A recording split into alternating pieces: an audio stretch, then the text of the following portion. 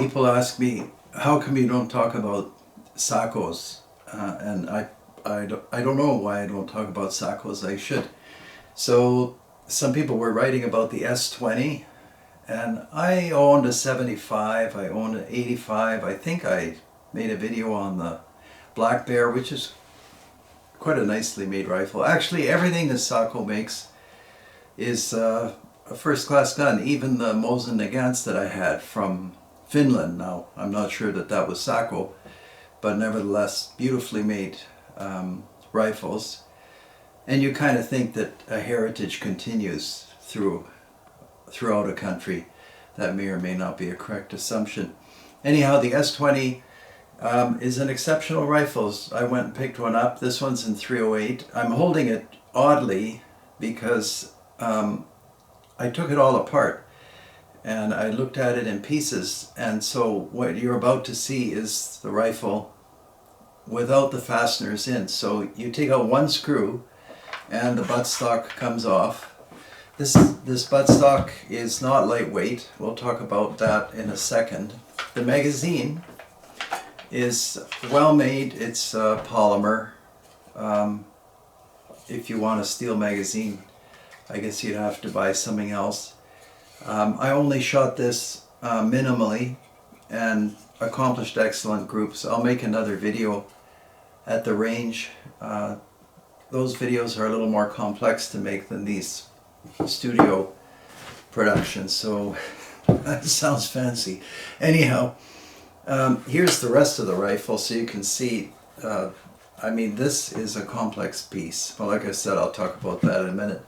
The action itself, again, there are a few fasteners which are on the table. I laid them out so you can see what's what.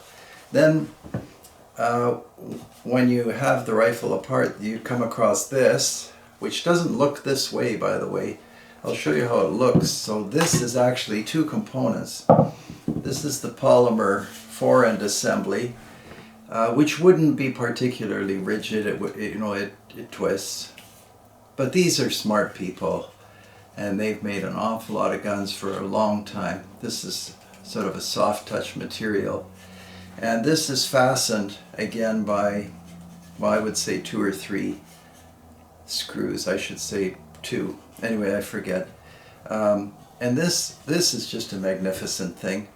The entire S20 is based on, well, I think it looks like an 85 Action, slightly modified. It has a Picatinny rail on the top of the Action. But it's based on an aluminum chassis. It's really something else. So when I took it apart the first time, I didn't really know what I was doing. I looked at the book, of course, and this is what you find. And when I first looked at it, I thought the 85 Action looks quite different. I knew this was metal because it was cold. I thought it was part of the Action, but it comes off. So essentially what you're buying is an 85 with kind of like a barrel from a Black Bear. I didn't compare them closely. This one's in 308. The people are accomplishing just unbelievable groups with the Creedmoor and the 308. I picked the 308 just because I still like that cartridge. I still think it's a superior cartridge to a lot of cartridges. And when I test a rifle, which I haven't really done, I try to fire before filming a few shots just to see what's what. And I didn't expect anything other than superb accuracy from the Sako, and that's what I accomplished. The trigger, again, you know me with triggers. I think this is as good a trigger as you can buy, and it's adjustable. I won't be adjusting anything. I adjust myself to triggers as opposed to trying to adjust the trigger to me. I mentioned the rail. The Action is completely slick and familiar. Bolt removal is also completely familiar. The machining and finishing is flawless. Again, that's a characteristic of Sako. I mean, it's threaded. I won't do anything with this. Although I did buy the muzzle brake. I think I'll just leave that out of this video. Maybe we'll use it at the range. So, you know, in terms of assessment, what would I give this? Which is no surprise to you, like 95%, and it probably should be 100%. Those of you that like control round feed, it's not here, but it works. Oh, it's a 3-lug bolt. Some of you asked me about what kind of bolt lugs it is. So there's minimal lift. I'm not sure if it's 60 degrees, but you can see it's just a 3-lug bolt with a typical Sako extractor that actually gives quite a good purchase on the base of the cartridge. So excellent. I noticed that I bought a 308, but it seems to me this is not a 308 length action. It looks like a full length action. I could be wrong. Maybe they use one action length for all cartridges. And to look at the magazine, I think that is the case, because you can see the 308 fits in the front section and there's a bit of a spacer here. But that's fine. I don't know how long I keep this rifle. I'll have to see, but if I keep it long enough to wear out the 308 barrel, then theoretically I could use the action for almost any, because I'm assuming this is a threaded barrel. I don't think it's pressure fit. Just beautifully made rifle. And I think, you know, what's capturing people's attention with the S20, and rightfully so, is the style. And we of course have to film or take a picture before filming of the assembled rifle, and again you'll have to put the fasteners back, but the rifle as it's assembled is, I mean, this is striking, very striking and very comfortable. As you know, I like classic rifles, but the thumbhole stocks are very, very comfortable. And I've fired a few Blasers. I've actually, you know, I do shoot almost all the modern rifles, and I have to say this is really a bargain for what you're getting. It's, I mean, it's a remarkable piece of work. Let's talk about this buttstock. So this is completely rigid. I don't think I've encountered an assembly on a modern rifle, like a rifle with a lot of polymer in it, that's quite this, how to put it, rigid and strong. This is really something else. It has a cool cheek piece that comes out of the stock. It takes some force to move it, which is good. It shouldn't pop in and out so easily. I would say it's designed to the highest possible standard. It even comes with these recesses for the sling swivels, which I thought were in the box, but I guess I have to buy them, which is fine. You can buy a thumb rest that fits on here, which I probably will buy. And this is the piece it replaces. Doesn't look like much, but this piece fits here. And the thumb rest,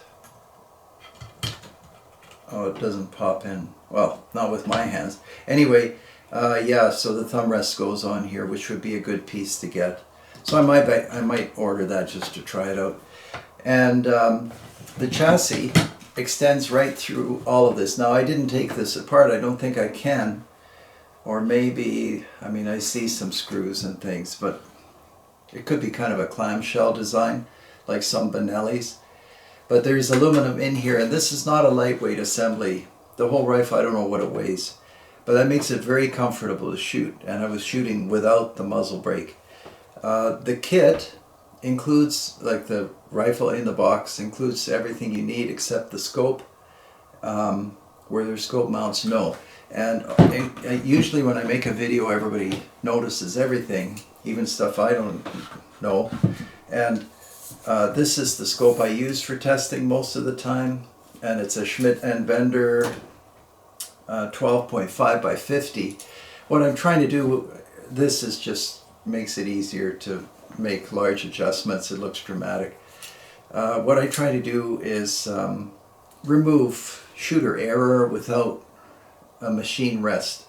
And when you're up at 35, 40 pounds, I mean, you can see your heartbeat. I'm not kidding. you can see your pulse in the reticle, and so you try to fire between pulses. That sounds hilarious. Anyway, this is at 50 power. Well, you don't need a spotting scope. It's remarkable. Having said that, when I bought this, I had to. The parallax was adjusted for some close range, as I recall.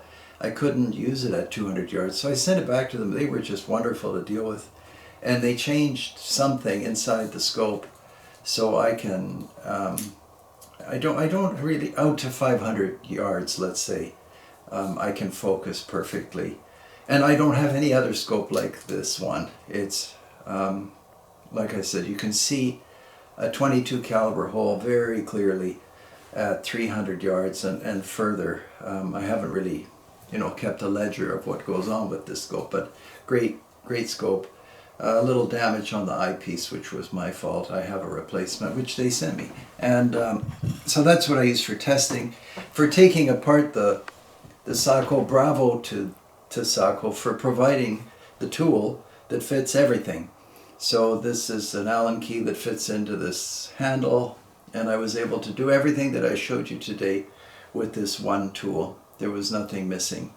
I don't think there was anything else in the box, but I mean, it came with full instructions. The book was folded and damaged, but no, there's nothing really. And anyway, there are lots of reviews on YouTube, I'm sure, and probably on the Sako site, but I thought I'll get a hold of one fully modern rifle and give you my impression. So a component of this is for sure style.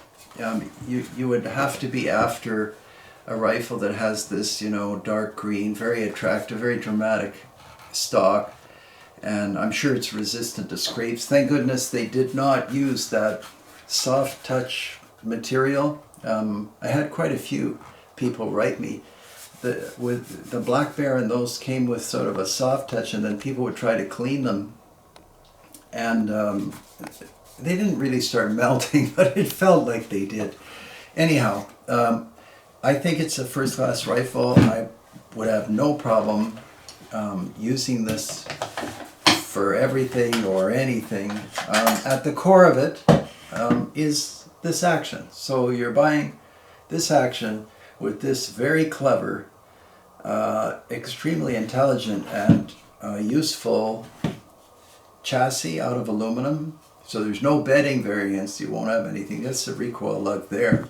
I don't know if we can focus on that. That's the recoil lug right there. Everything has been calculated. You can see that these, as I said, Finland makes great rifles. They always have, as far as I know, and this is no exception. I like it a lot. The things that you can't get away from when you're making parts out of polymer are here too. But everything that needs to be steel is steel.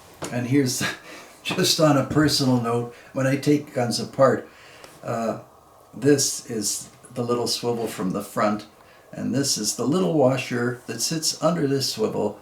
And if you take apart your S20 like I did, they were very thoughtful, and that little washer, of course, is going to fall to the floor of your workshop, and it's made of aluminum, so your magnetic part finder won't work. So I was reduced to crawling around finding this little aluminum washer. Maybe it could be steel, but I'm sure they don't think people like me own rifles like this, or maybe they do.